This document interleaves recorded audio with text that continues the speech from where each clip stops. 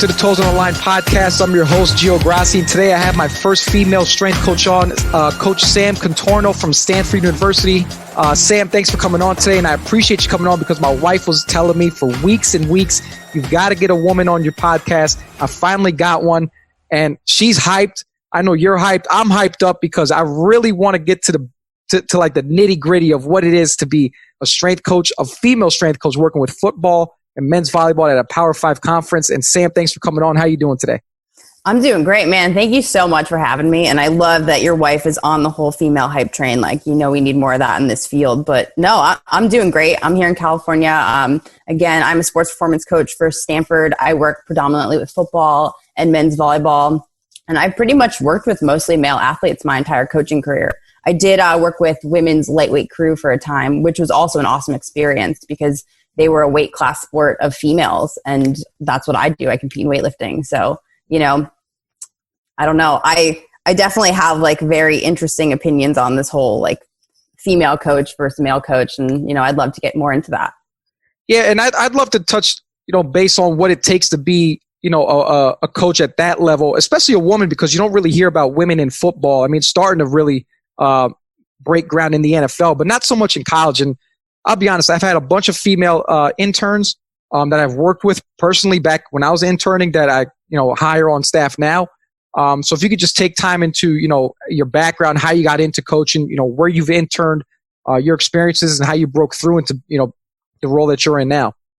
Yeah, I mean, I definitely have more of a non-traditional path to strength and conditioning, but, you know, the more people I talk to nowadays, I think a lot of people do tend to take non-traditional paths to get here.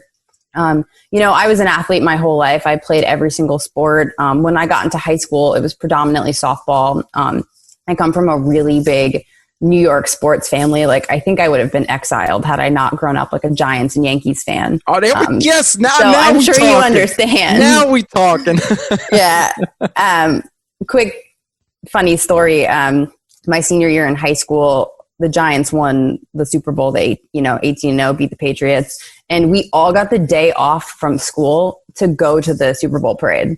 Oh, That's how big of a sports fan I am. And I was dragged by my family at like 5 a.m. on a train to go, roll through New York City. So sports were like my whole life. And I think everybody who knows me, like from then, like is not surprised by what I do now, but I had no idea strength and conditioning was a field.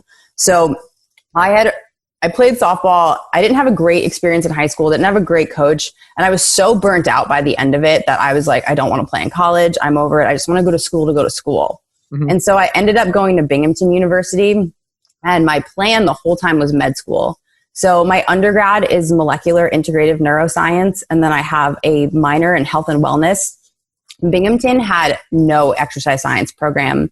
And I was all in the med school track. I was like studying for the MCATs. And my last semester of my senior year, I take an exercise science class just as a gym requirement.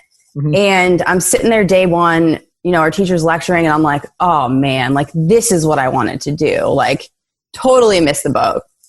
And so again, we didn't really have an exercise science department. We had like a health and wellness department, which had like one nutrition class and one exercise science class. And so me and a bunch of other girls ended up starting this health and wellness minor.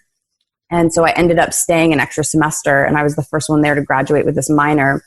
But in the meantime, I had been interning with this doctor who treated solely with nutrition. And I remember talking to her one day and I'm like, where did you learn this skill set? And she's like, well, not in med school. And I was like, well, where did you go to med school? She was like, well, Hopkins. I was like, all right, so you went to one of the best med schools in the country and it didn't teach you what you're doing now. Like, done. Like, I'm not going to med school.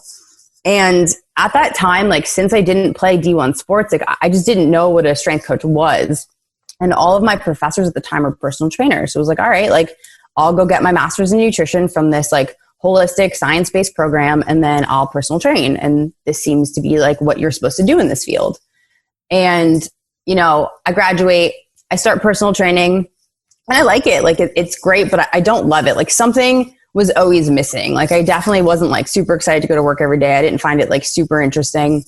So I decided to work at a PT clinic also. So I'd like shadow the PTs and I'd be a strength coach there. And I'm just personally not nice enough to be a PT. I've learned that. I can't, just too many people touching feet and having to be nice all day. And that is my nightmare. But it's funny because, so I grew up with a whole family of football coaches. Dad coached football, brother coached football. And there's one day, this is like 2016, my brother calls me and he's like, hey, like, our strength coach for our high school just quit. He coaches our old high school team. And he's like, you should come apply. Like, you're overqualified. Like, you were an athlete here. Like, you know, I coach, like, this all lines up perfectly. And it was like one of those like stipend jobs. You get like $1,000 to like, you know, be the strength coach for the season. But I was like, all right, like, I'll come apply. I apply, I crush the interview again, like, you know, have my CSCS. I'm like, yeah, this will be awesome. And I get a call and they're like, hey, you know, we're going to go in a different direction. Like, we don't think you can handle it. And I was like, oh, okay. Like, well then. So anything where you like put a chip on my shoulder, like, just sends me on an absolute warpath. So I applied to every single internship program in the country. Like, I'm spending hours on these applications, and I'll never forget, like, applying to Ohio State's football internship. And you click like, do you have D1 experience? And you click no. And then it pings you back an email and it's like, well, we're not going to accept you for this because you have no D1 experience. And I'm like, well, isn't that the point of an internship? Like, right, exactly. I need this experience. and so UCLA Olympic had an internship open where you send in a video for your application. And I'll never forget. It's like, you know, explain why you want to be a strength coach and then like talk about deadlift technique, and you have 5 minutes. And so I'm on like take 18, right? I'm like, well, I want to be a strength coach because like I want to make people better. And I'm like, all right, this is stupid. So I click play and I'm like, all right, I'm not going to talk about deadlift technique. Like, this is going to go more than 5 minutes, but I'm going to be the best strength coach in the entire world. And I need somebody to give me a chance because this is bullshit. And I send that in and they're like, you're crazy, but like, sure, like, come on board. So I had never been to LA before, quit my job, move across the country, do this UCLA internship. And I was like immediately hooked. I had zero idea what I was getting into. I didn't know I had to like mop floors and set up equipment and like no idea. I had never been in a D1 weight room. So I do that internship for 6 months, you know, like love every bit of it again, and just so green, have no idea what's happening. And then I'm applying to other ones and the Stanford internship opens up, and part of the deal is that there's a competition. Or at least we used to when we had like this combined internship program. You compete and you'd like take tests and you do physical challenges. And at the end of it, they rank you and you pick what sport you work with based on your ranking. And I was like, well, and I was like, well, that's perfect because I'm the most competitive person in the entire universe and I will win this and I will get to pick football. And so I go to Stanford. We have like a week of like intro stuff where like, you know, you're doing all these tasks and you're taking all these quizzes. And at the end of it, they're like, all right, like, Sam, like, pick what you want. And I'm like, I want to work football. I'll never forget. They're like, well, totally cool. Like, you could, you know, be the football intern for like, you know, this beginning of the year. But then when we get in season, like, someone needs to go in the locker room and do things, like, just so you're aware. I'm like, yeah, totally cool. And, you know, day one, we like meet Shannon Turley, right? And, you know, he's like super intimidating. They're like, you know, don't go talk to him. He'll talk to you when he wants to talk to you guys. So of course I like walk right into his office and I'm like, hi, sir. I'm like, I'm your new intern. Like, how are you? And he's like, who is this? Who is this chick? Get her out of my office. And he like sits us all down and gives us this like 45-minute speech on why we should just quit. And I like walk out of the office and I'm like, this is what I want to do. Like, I'm exactly where I want to be. Like, football is exactly my mentality. And that's why, like, when people talk about what it's like being a male strength coach versus being a female strength coach, like, that is such a myth. Like, there is no such thing. Like, I believe that there's you're a personality type. Like, you can be, you know, a more reserved type B male strength coach. You can be a louder alpha, you know, female strength coach. And I've seen so many interns come and go in our football program. And I've seen females not cut it. I've seen males not cut it. Like, and I think it just comes down to, you know, your personality and your coaching presence and, you know, what you bring to the table to make a program successful. And, you know, so I love that there are females popping up everywhere. And I do think that we need to get more of them into these places because I don't think it's male versus female. I think it's can you stand on a line and blow a whistle and have 100 guys do what you're telling them to do, or can't you? Right. I think you're right because, and it's funny, even talking to some of, my colleagues that are athletic trainers, the women there, they say, hey, look, we hate the image of, the kids coming to us, as a mom figure because we're not mom figures. And I think that, that's just the image painted on when there's a female involved in sports, especially a sport like football. There's so many men around. But then you got these, like you said, A-type personality women who just come in, hey, cut the shit. This is what it is. And I think that kind of, sets the bar a lot more higher for everyone to get into the field. But I like what you said there. You kind of, no doors were opening for you. So you kind of just kicked the damn wall down and got yourself in. I love that. That's just, I love it. Chip on the shoulder, go get some. Fuck everybody. I got it. It's that New York attitude, Yeah, no, that's what it is. And it's like, hey, you just keep grinding. You never, take no as an answer. You use it as more motivation and shit. And that's pretty cool that you did that. Yeah, I mean, I think to your point too, it's really funny because a lot of the guys will joke, like I do have my mom moments. Oh God.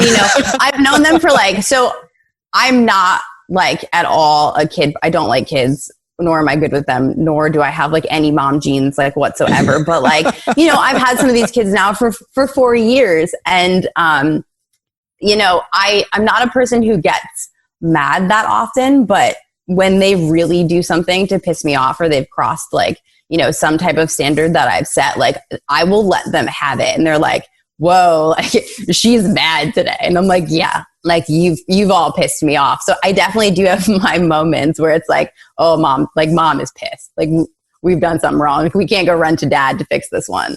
Yeah, no, hell no. But then I honestly, I do think that being a female too, it definitely offers something a little bit different than just having a staff of all males, because to your point, there's a certain ego that just can't be there because, I am a female, I never played football. Like that's not my sport. We don't lift the same type of weights. There's such a difference there that there's not that ego that sometimes when our guys are really upset and they can't necessarily go talk to their coaches or the strength coaches, they'll come cry in my office. Mm-hmm. Because they know I'm not going to judge them in the same way. So I do think that there's also, a benefit to potentially having a female on staff for that reason. The guys have somebody else, especially, strength and conditioning, we're around them all the time. And, the fact that they feel comfortable enough to literally come and stop in my office, that's fine. If that's what you need, that's what you need. I'm not going to not be there for you. Yeah, and I think you hit the the nail on the head when you said it's all about personalities, not about gender. Because I'll be honest, there's even guys over here at Fordham that they'll come talk to me before they even talk to our head strength coach about any type of information or topic. It's kind of like they see me more as Uncle Gio, or so, some of the seniors might see me as a bigger brother or something like that. But we'll talk about some stuff that they're scared to talk to their position coaches about and whatnot. And you're right. Strength coaches, we're there all the time. So we are like a fake mom or a fake dad to these kids. And it's if we can't be there to, if we can't be on that emotional side with them, then, what's the point really, Yeah, absolutely. And that's why I do think the assistant position specifically is such a cool role because, while you're in that, while you do hold them accountable, you're not the head person. And so I think they do let their walls down a little bit more around you. And I think we have such an amazing position in college to literally watch these kids grow for 4 years. And I think that's why I like the challenge of it so much more than NFL potentially, where guys come and go all the time and you don't see them. I think when we get back, it's oh, I actually missed you guys. I see you, right, 11 months a year. And then, I won't see him for 5 weeks, which is the longest. And, you get used to having them all around. And, I don't know. I think this position in collegiate it's where I want to be for a lot of those reasons. Right. So let's talk a little bit more about your role over there at Stanford. So you work with men's volleyball and football. How is it working with, both of those sports, being that you are the only woman? Are you the only woman in the room? I'm sorry. We have, I think, 2 other female strength coaches on our staff who work with different Oh, you guys teams. are balling. Okay. Yeah. That's cool. So we have our 5 football strength coaches, and I want to say we have 10 Olympic strength coaches. So we have, and I'm lucky enough to be surrounded by some super badass women. We have Bree Cans, and she works with soccer. And then Allie works with basketball or women's basketball, and they're just awesome. They're awesome, strong personalities. And so it's awesome to have them to, always bounce ideas off of. But yeah, so for football, men's volleyball, and up until last year, I had women's lightweight crew. So it kind of had like every athlete you could possibly have. The 5'1" female who's cutting weight versus the 6'7", 170-pound volleyball player. Then you have your whole spectrum of football players. And it's funny because I actually think the team that I was hardest on was women's lightweight crew. And I always thought that I wouldn't be able to coach a female athlete. And I loved that team. It was just really cool to be able to empower a group of women who are in a really tough sport. Like any weight class sport for a woman is a really tough sport. Like I know that from experience. I've had some gnarly weight cuts. And so to be able to like build strong women was like such an important part of my role with that team. And I loved it. And I still keep in touch with so many of those girls. And, it was so awesome to like see them leave the weight room more empowered. And so sometimes I was actually probably the hardest on that team. And then I've had men's volleyball for about 2 years now. They're a totally fun team. It's, we like to put on like really loud techno music and like they get after it and they like clean the house for like really tall guys. And, they've allowed me to like explore like really cool like plyo progressions. And so it's definitely like opened, a totally different like side of strength and conditioning than you typically see with football because, their training ages are a lot different and just, their body types are not as conducive to some of the heavy lifting as football is. But, besides the fact that like every so often I have to stand on a box when I talk to them because like they're all aggressively taller than me. I don't know. Like it's like in a room full of giants. Oh yeah. Like literally I will stand on the plyo box. It's like a joke because otherwise I'm just staring up at all of them. That's funny. But yeah, I mean, I think to Stanford's credit, like I don't think they care that I'm a female. Like nobody cares.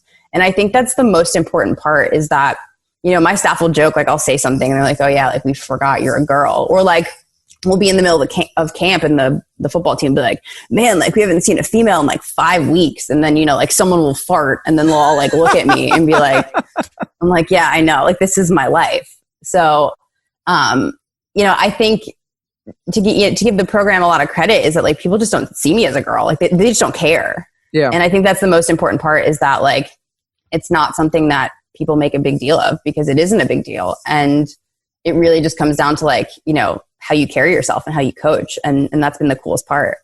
Yeah, definitely. And it's like you're all there to share the same common goal, and that's winning. And yes. you're there for the better of them, and they understand that, hey, coach is here to help us, not, any other reason and whatnot. But I get, and it's funny you said that story about camp because I guess it kind of does help the guys out a little bit. You're it's just all guys around you for the whole month of August, and you see one female, you're like, okay, the world is normal, Yeah, it's so funny because they'll always be like, oh, we haven't seen a girl in forever, and I'm like literally standing right there. I'm like, thank God that you don't think like, thank God that this is like, the persona that like I have is that you don't like see me as a girl. Like that's perfect. Yeah. But I will say that like I get quite a bit of height jokes. I'm 5'1", so I'm not like, I'm just a very small person. And so, the joke is that they all stand behind me on the sidelines because they can see over my head. And there's never like never an issue. Do you serve the role as a get back coach during the football season? Oh yeah. Oh, so you're ripping guys back. That's awesome. There we go. I do. Yeah, no, I do. And it's funny too, because this last year, I ended up in a lot of like, GIFs on our like Stanford football Twitter where like, you just see this little head like floating at the bottom of the screen. And it's like, oh God, that's just embarrassing. That is funny. But yeah, no, I absolutely do. I spend most of my time like fighting with our D-line, and they're 6'9", 300 pounds. And like, they think it's fun. I'm like, I'm not nice about it either. And, then I'll get one or two short jokes, then they'll back up and we'll all move on. But, yeah, no, I do think that me training though, also they've all seen me train and they've all seen me lift and they know that I'm, pound for pound stronger than they are. And I let them know it for sure. And I think just like knowing how competitive I am and that I do constantly like strive for excellence in my own training, like there's buy-in there also. Because I can't demand excellence from these guys, especially for football on the level that you do in like all aspects of their life, if I'm not, demanding excellence from myself. Definitely. And I think you hit the nail on the head right there again. It's like, you're killing it with your own. I've seen you train on the gram. I've seen it. I'm like, man, I appreciate she gets it. after. I uses the gram for my lifting videos. So there you go. I'm like, man, she's got the intensity look in her face, and it's like she's getting it. And then you told me earlier before we started recording for the show here, you're cleaning way more than your own body weight. So, your relative strength is higher than most of those guys. So that speaks volumes, regardless of how much you weigh. Hey, look, if you could clean whatever, 1.5 times your body weight, 1.75, 2 times, you can talk shit all you want. I don't care if you're 90 pounds, if you're 200 pounds. Listen, dude, you rule the world at this point, but that's dope. So what are some of like your programming like methods and philosophies that you kind of abide by? Oh man. So this has been like a really interesting year in terms of programming philosophies. So I've had a few roles at Stanford. I've been a strength coach for the last 4 years, but I also did our nutrition for a year, when our nutritionist left. And then now I've taken over all of our sports science stuff. So this is the first year we've had like force plates, catapult, and it's been really interesting to dive into, especially like the way this whole year has worked out. And I will say this like 2020 has definitely really changed my philosophy on training. I think that there has always been such a reliance on weight room for athlete performance. And, you see it on Twitter right now with all these coaches like infighting all the time. Should we Olympic lift? Should we not Olympic lift? Should we do med ball throws? Like all this stuff, right? And I think what we all fail to recognize is that there are so many programs out there in the weight room that work. And it's because the weight room is like not really that important. And this is coming from somebody who Olympic lifts. Like obviously I think the weight room is very important, but I think at the end of the day, a lot of different things you do in the weight room can work. And, it comes down to how you implement certain things and how you coach things and your long-term plan. But I think the thing strength coaches fail to look at is what happens on the field and how important that actually is for sports performance. Mm-hmm. And, volleyball, for example, they're a team where like I clean them, even though they're 6'7", and because, they're not typically a team that's super bought into the weight room. And, I'm sure there are other exercises that I could do that could, generate like the same type of output, but they have fun doing it. Like I have guys PRing their cleans in season. Like, we have hype music on, like I'm yelling, they're yelling, like, and I know that these like skinny ass kids are going to walk out of the weight room and feel really good about themselves because like they just like lifted a ton of weight and they love it. And so, that's how I've programmed volleyball in the past. And then this year, I haven't seen them since February. Their season got canceled right in the middle of all of this. And coming back and like, I have like a few weeks to prepare them and I'm sending them programs and I'm like, dude, I almost don't care what you guys do in the weight room. Like I'm going to give you guys jump counts and you have to go find like a hardwood surface and you have to do, block jumps and serve jumps because, the most important thing right now is, are you guys getting the volume on the volleyball court that you need for when we get started? And can we have you guys come back at a place where you've had some of that landing and takeoff impact? Because like at the end of the day, like if we as strength coaches think that like because we programmed a backwards lunge versus a rear foot elevated split squat is the reason why our team was good, like we should probably go reevaluate what we're doing. Right. But I don't know. Like, you see the internet right now. Everybody's fighting about what they're doing in the weight room. And it's like, dude, like, do what you believe in the weight room. It definitely like has a place for strength building and, injury prevention and, mimicking the muscle actions that they're going to see out on the field. But like, when you don't have much time to prepare a team and when you look at what's really important, it's like, what are they doing on the field to prepare them to actually physically play the sport? And so that's kind of where my philosophy has gone in 2020. But also, I did this project, I suppose, at UCLA when I was an intern there. And I loved it. You write your life philosophy, your coaching philosophy, and your training philosophy.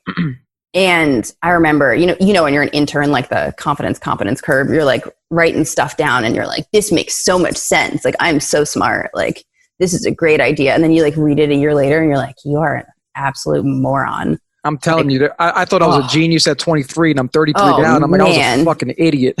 Yeah. Like, dude, I don't think I've ever like looked back on a single program I wrote and been like, oh yeah, that was great. Oh like, no, there's they're always like, terrible. oh my God, what were you thinking? Like, they're always terrible. Was that? And I think that's so important. So like every single year since I've done that project, I've looked back on it and I'm like, all right, what's my training philosophy? What's my coaching philosophy? And then what's my life philosophy?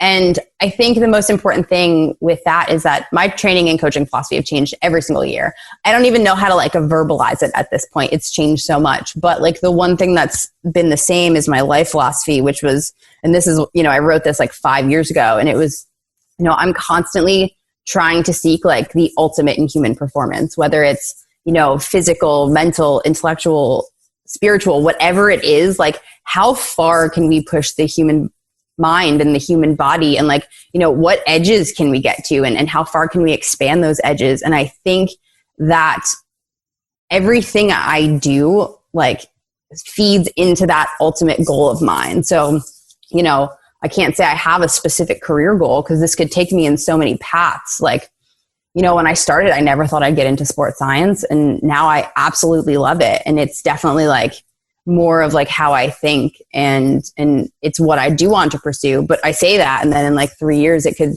this quest for like never ending knowledge could push me in a different direction. So, it's that philosophy question is a tough question, because I think if you can verbalize it, you're going to look back in a year and be like, that's not even close to what I think now. And I think you're doing it right if that's the case.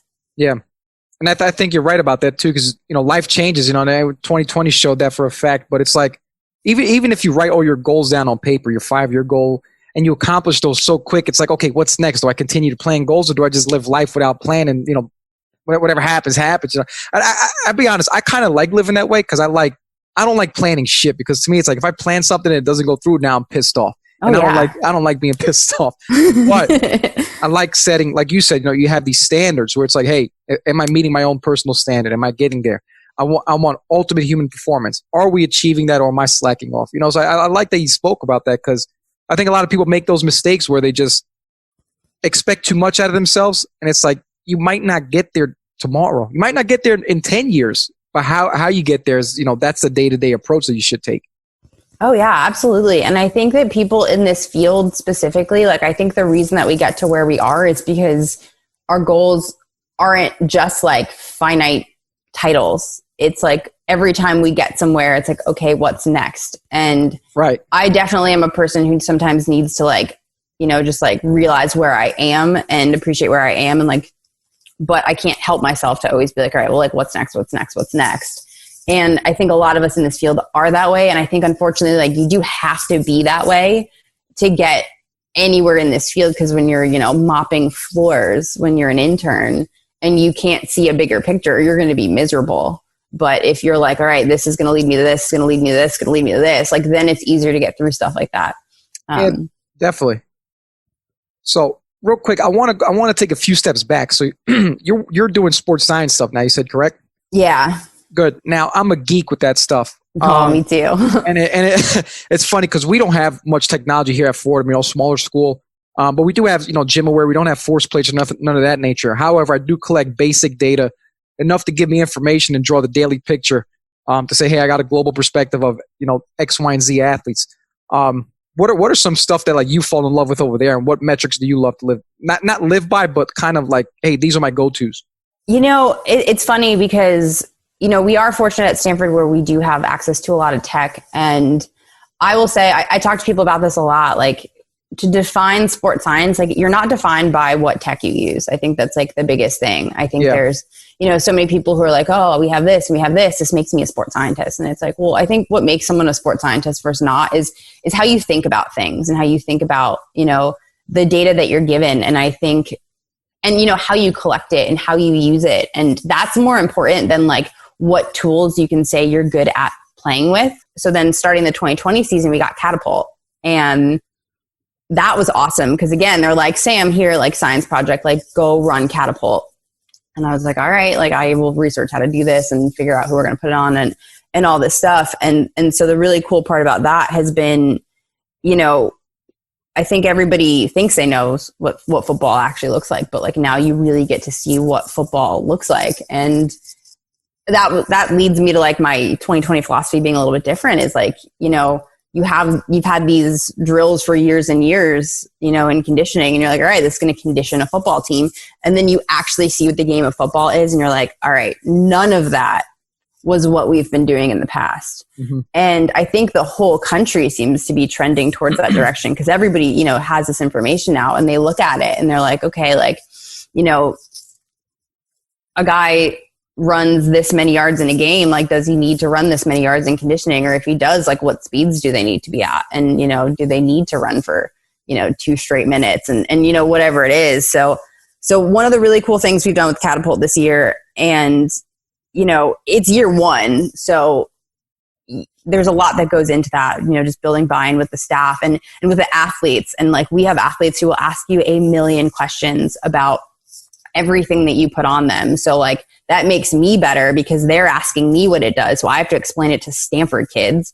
Mm-hmm. And, you know, they're like talking to me about how satellites work. And I'm like, well, I guess I should probably figure this out. And so one of the cool things we've done this year, and I know everybody like is currently like shitting on acute to chronic workload ratio, which like, I get that it does have its like, you know, pitfalls, but it is, you know, for a staff that hasn't seen this kind of information before, it's like, okay, we were doing this and like, then we did this and this is, you know, what this looks like. And, you know, just tracking our volume across spring ball, we were able to take that information to our coach, you know, starting camp and being like, hey, like, you know, this is what this looked like. And this is what we think this should look like. And our guys practice a lot less and we're a lot more conditioned. And, you know, it was really cool to see that. And so, you know, with Catapult, we'll look at like our speed data, which I know is like, again, like that's a sexy metric that everyone talks about, like, isn't that valid? But then, you know, you have a guy in a hamstring progression and you're like, okay, like you can hit 95% of your top speed. And like, you know, you tell the kid that and all of a sudden he's more confident. Uh-huh. And that's such a big part of hamstring rehab is just the kid being confident running. And then, you know, all of a sudden you have this buy-in again. So, you know, we've really used it to like look at practice loads and then like for RTP efficiency, just like what does a guy need to get back into a certain period or to get back in the game. So that's been really cool. And then, you know, one of my off-season projects was to take our force plate data and come up with, you know, different jump profiles for our guys. And, you know, I'd love to get into like dynamic strength index this year, but even just like comparing how they jump to like their back squat numbers and, you know, kind of tease out like who jumps in which way and like what part of their chain can we work on to help improve their performance. I tend to go down rabbit holes of this stuff is my problem. And, you know, sometimes I need people to like yank me back to reality, but. Yeah, you know, it's funny. That's my problem too. Cause with our gym aware system, it's like, I'll look at, you know, our outputs and then I'm looking at speed and I'm looking at something else and this and that. And then I'm down a rabbit hole and I'm like, wait, is this even good? Is this bad? Wait, this might be good. Well, this is the number I really wanted to look at, but this number is not the number I think it should be. It's like, oh shit, now I fucked up. But yeah, I do that all the time. I think it's great that you said with the Catapult stuff is like, hey, do we need to hit these volumes that they hit in games? Because everyone has that question where it's like, all right, well, our skilled guys are covering X, our big skilled are covering Y, our lines are covering Z. Hey, we should condition to these numbers. It's like, well, maybe we should look at practice. I remember talking to a guy, Ted Lambrinides was his name. I had him on one of my earlier podcast episodes, and I met him at a conference. He runs the he used to oversee the Zebra units for the NFL teams. Mm-hmm. And he talked about stuff where it's like, hey, you know, most coaches are looking at the wrong thing. They're looking at the numbers and saying, hey, look, this is what we should be doing. Where they should be looking at numbers where it's like, hey, you could look at it in a way where it's like, hey, coach, this guy is running a post route at X speed on the right side of the football. When he's on the left side of the football, it's a lot faster. So if you've made this guy run that route on this side, you might have more success. And then they looked at timing where quarterback, you know, decision making to the guy running that route on each side of the football. His sports science outlook was so, I don't want to say ridiculous, but so far-fetched where it's like coaches don't even look at the game that way, the way it's played versus the way we should probably try to train them. And I think that's where a lot of people get kind of confused where it's like, all right, they're covering this much distance. We need to cover this much distance in conditioning where it's like, hey, maybe we should look at how fast are they moving on, you know, on this side of the ball, that side of the ball. you touched base on it, perfect. Hey, how fast are they reaching top speeds? Because at the end of the day, speed wins in the game, you know? Mm-hmm. So, yeah, I mean, that's awesome. I think that's like the part that I really like about this is I just think that people, especially in this field, just need to get better at asking questions. And that's it. Yeah. Even now, like with everybody, everyone has catapult. I feel like so many people are getting force plates now and everybody's just like looking at the same metrics and like, oh, okay, well, if this, then this. And it's like, well, why? Like, what does this really show you? And how does that really, translate to performance? Like even like as much as I love the force plate, like they're jumping, like they're not running on a football field. There's still a difference. And one thing that, I've definitely tried to get better at this year is like figure out the questions that I'm answering. And then, tailoring everything I read to that, like, okay, so, if, I do this all the time where like, I'll look at like our two best players and like, I'll look at their jumps and they get to their jump in a completely different strategy. And so if you were to just like look at these numbers, like as, without any context of like who the athletes are, you'd be like, okay, well, this one probably needs to train this and this one probably needs to train that. Like, cool, like done. And then it's like, well, is that the case? Because these are actually our two best athletes. Do we actually need to like enhance what one is good at and enhance what the other one is good at? And I think that's something the field is starting to figure out right now.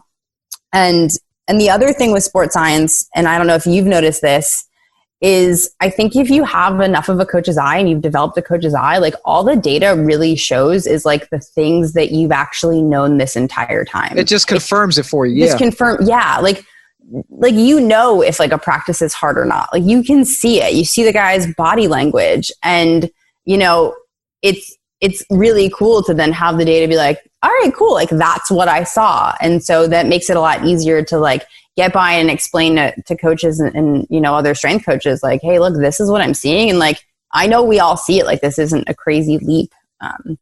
So it's been really, really, really awesome. I tend to dive really hard into this kind of stuff. And so I've had a lot of fun with it. And that's awesome. Do you guys measure any like barbell speeds in the weight room? We had, and this is where 2020 was 2020. We have tendos, and we actually got really lucky in this whole situation where our indoor weight room closed. And then we have a basketball arena that doesn't have a roof on it. Technically, it has like an open air roof because it's California and it rains like once every 9 months. That's dope. Yeah, it's sick. And so what we did was we put 10 racks like in the concourse of our basketball arena because we weren't allowed to train inside. We're still not allowed to train inside, but we basically have like a full functioning weight room in our basketball gym. It's just like kind of cold and it doesn't have quite all of our equipment in it, but it's completely functional.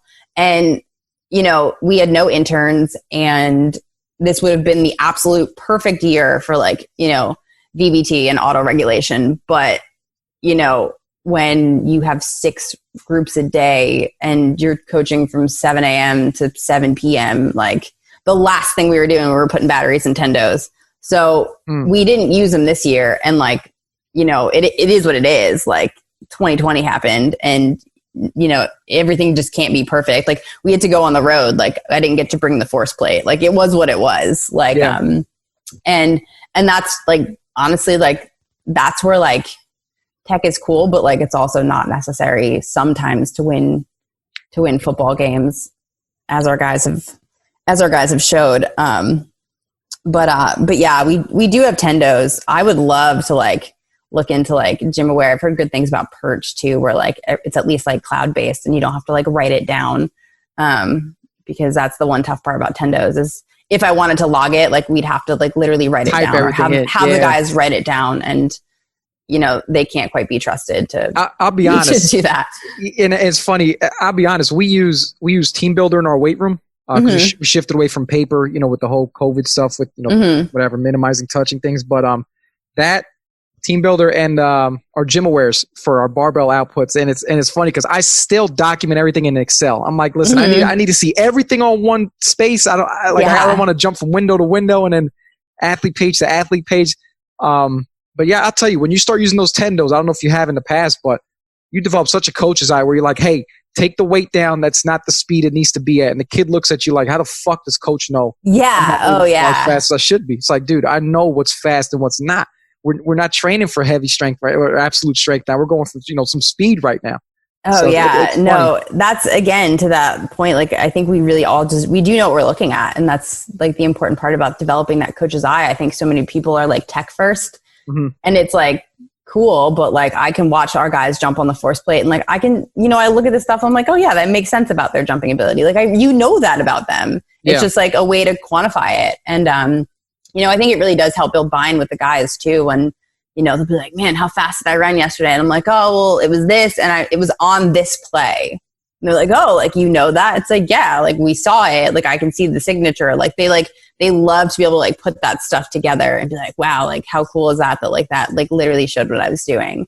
Yeah. Tech is just all sexy stuff, but it's it funny. Really is.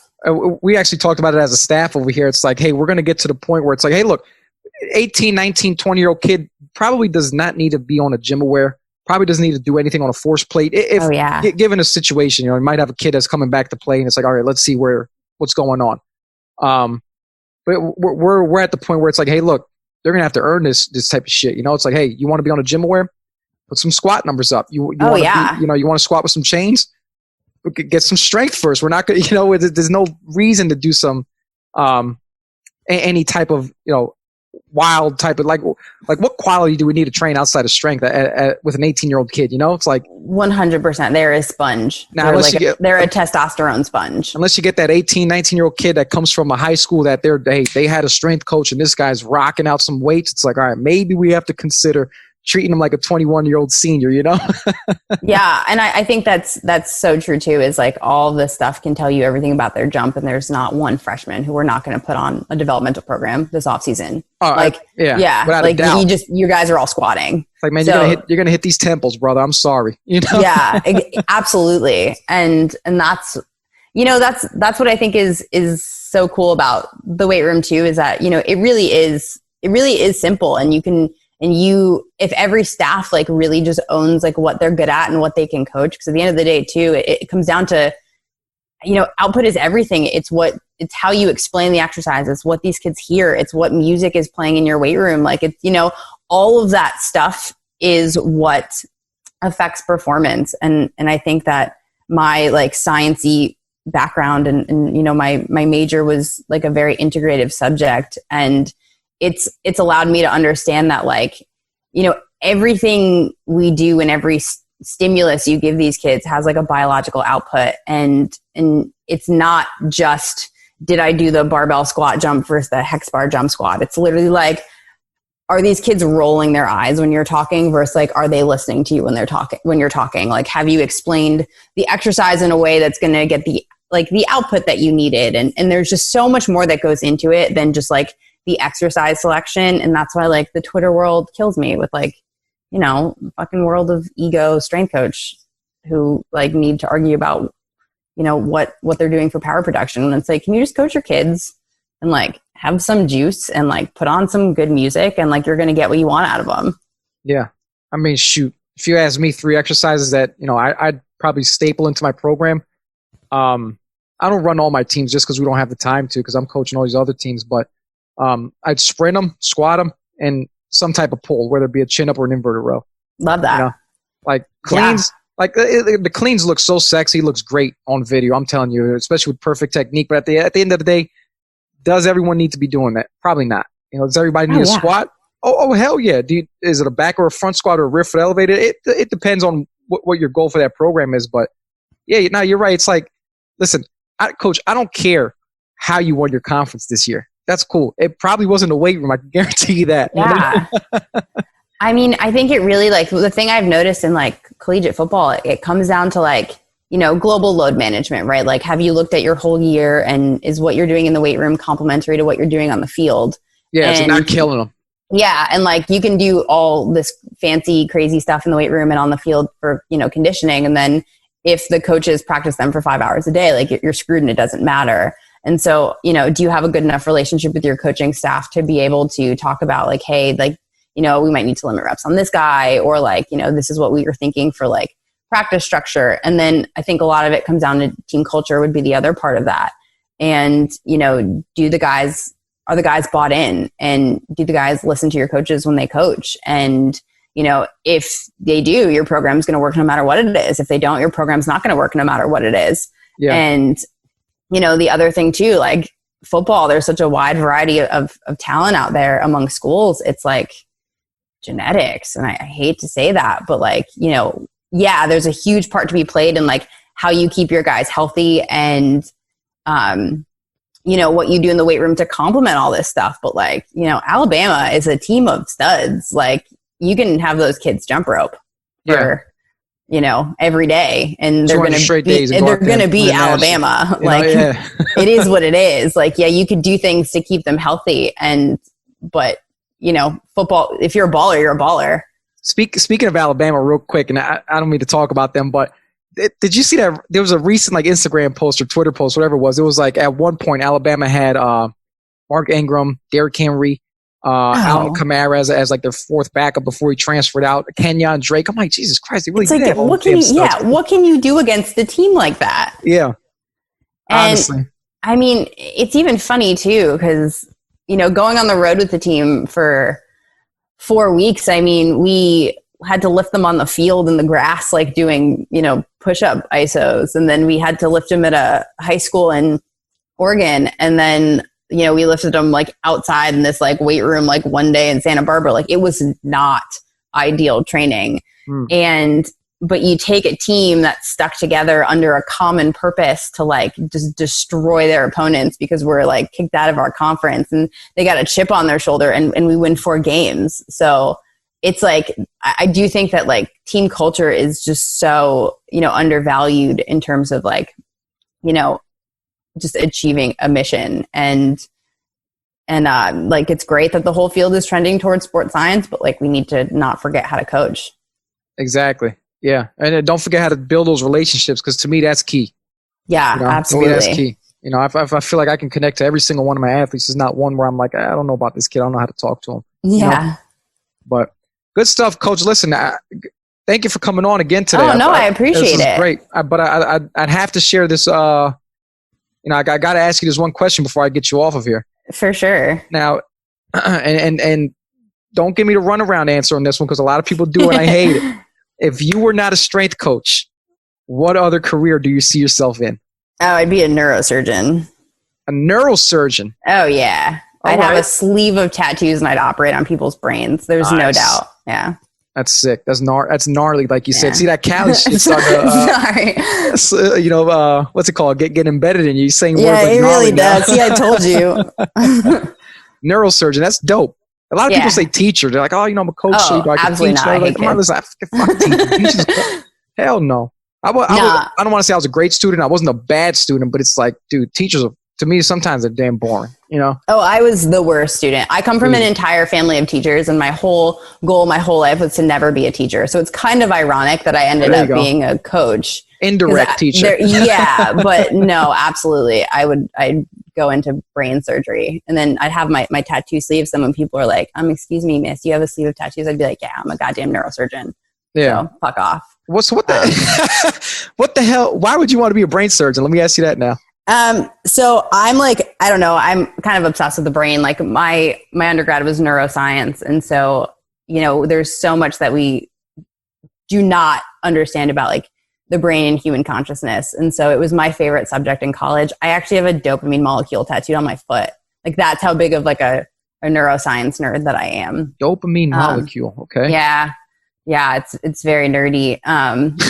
Yeah, no, I've always had a fascination that, what makes our species unique is like our brain function and how that relates to like every aspect of our life and how we're controlled by neurotransmitters. I could go down a whole rabbit hole of this, but I think I've kind of brought some of that thinking to strength and conditioning. And I'm thankful that my background is a little bit different, even though sometimes it's frustrating to have like absolutely zero schooling in exercise science. And I have to like read basic things that I think I should know sometimes, but, we all do. Big neuroscience fan. That's awesome.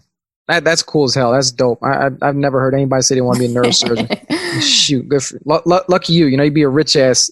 I would be, but instead I chose this field, man. Well, you get paid. You get paid. Don't worry about it. It's coming.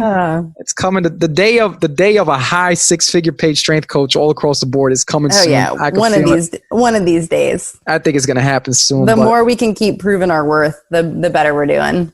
I think so, and I think it comes with like you said earlier, athlete management. Hey, this is how I view an athlete, and I don't mean this in a bad way. Mm-hmm. I see athletes, whether you're a pro or a college athlete, as like a mutual fund. It's like, okay, how can we keep these funds high? You know what I'm saying? Like, yeah, that's an awesome analogy. Because if a kid gets hurt or if a professional athlete gets hurt, guess what? The school or the team is at a loss of investment because there's money into that athlete. Right? Honestly speaking, if you're on scholarship or if you're getting paid a contract, and it's like, okay, strength coach's job is to keep these athletes on the field performing at a very high level 24/7.